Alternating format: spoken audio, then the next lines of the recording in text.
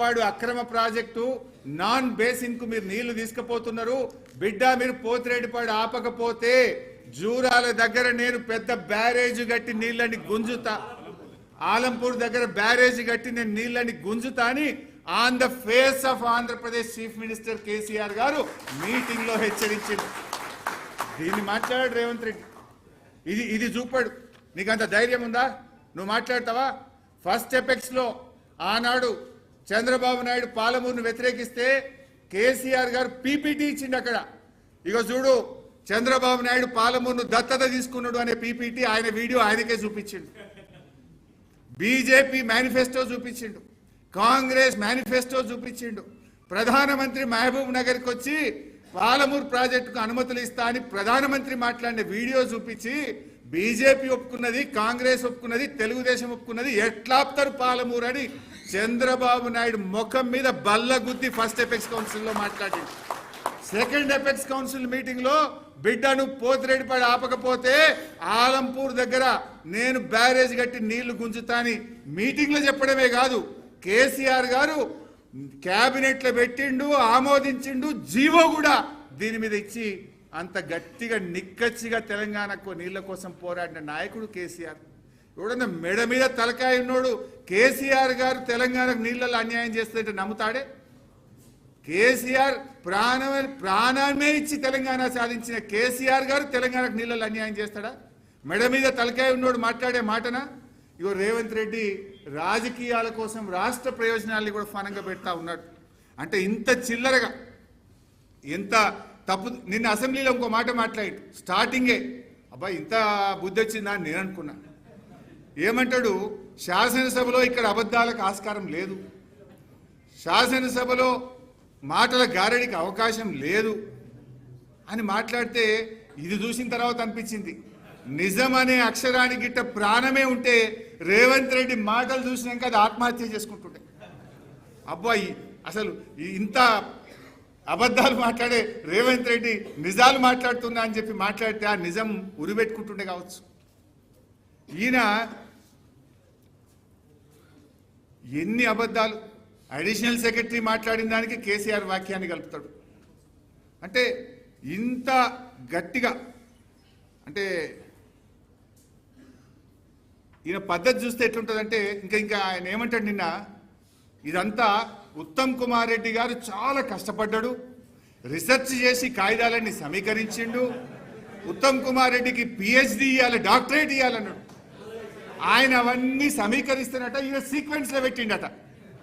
ఆ ఉత్తమ్ కుమార్ రెడ్డి తెచ్చిన డాక్యుమెంట్లు నేను సీక్వెన్స్లో పెట్టి నేను అసెంబ్లీలో ప్రజెంట్ చేసిన అన్నాడు ఏం సీక్వెన్స్ పెట్టినవురా అంటే మోకాలకి బూడగొండుకు పెట్టినావు నువ్వు కేంద్ర అడిషనల్ సెక్రటరీ మాట్లాడిన దానికి కేసీఆర్ గారు మాట్లాడిన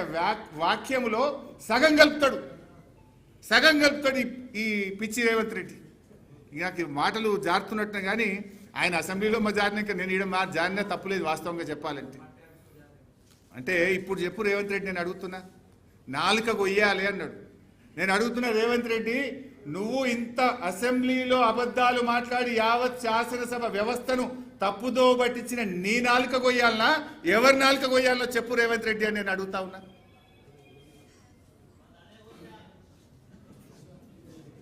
అసలు నా దృష్టిలో చీమునెత్తురున్నోడైతే మనిషి అయితే ఈ రకంగా శాసనసభను తప్పుదో పట్టించి ఇంత ఘోరంగా ఎక్స్పోజ్ అయినోడు చక్కగా రాజ్భవన్ పోయి రాజీనామా చేయాలి మనిషి అయితే చీమునెత్తురున్నోడైతే అంటే నిండు శాసనసభను తప్పుదో పట్టించినావు పూర్తిగా అసలు పైన 2 లైన్లు కింద 2 లైన్లు కలిపి చదువుతాడు కిందికి వెళ్ళి మళ్ళీ మీదికి పోయి మీటింగ్ ప్రారంభంలో థ్యాంక్స్ చెప్తే ఈయన 299 ఇచ్చినందుకు థ్యాంక్స్ చెప్పిండు అంటాడు అసలు ఈ మనిషివా నువ్వేమన్నా సరే నేను ఇట్లా మాట్లాడితే ఇప్పటికే నాకు తెలిసిన నా మీద దాడి చేపిస్తాడు నా మీద అక్రమ కేసులు పెడతాడు అవసరమైతే హత్యాయత్నం కూడా చేస్తాడు దానికి నేనేం భయపడను గతంలో వరద బాధితుల్ని పరామర్శించడానికి పోతే ఖమ్మంలో రాళ్ల దాడి చేసిండు ఇంకా దీనికి నిన్న ఒక మాట అన్నాడు ఏమంటాడు నిన్న దేవుడి మీద ఒట్టు పెట్టుకున్నా అన్నాడు నేనా ఏంది నిన్న అసెంబ్లీలో దేవుడి మీద ఆన అంటే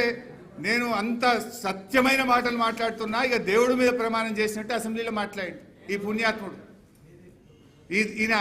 గతంలో రైతులకు రుణమాఫీ చేస్తా 15 ఆగస్టులోగా రుణమాఫీ చేస్తా దేవుడా అని ఆడపోయి యాదాద్రి లక్ష్మీనరసింహస్వామి మీద ప్రమాణం చేసిండు, భద్రాద్రి రాముల వారి మీద చేసిండు, మెదక్ చర్చి మీద చేసిండు, మహబూబ్ నగర్ లో జహంగీర్పీర్ దర్గా మీద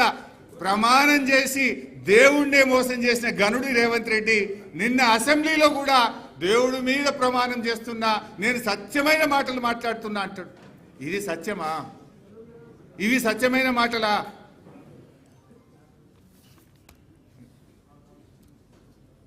నెక్స్ట్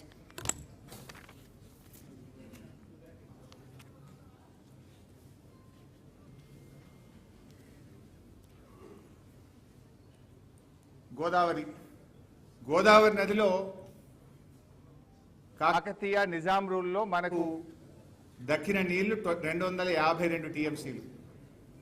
సరే 60 ఏళ్ల కాంగ్రెస్ తెలుగుదేశం పాలనలో గోదావరి నది మీద ప్రాజెక్టులకు సాధించిన హక్కులు 265 టీఎంసీలు. 60 ఏళ్ళు.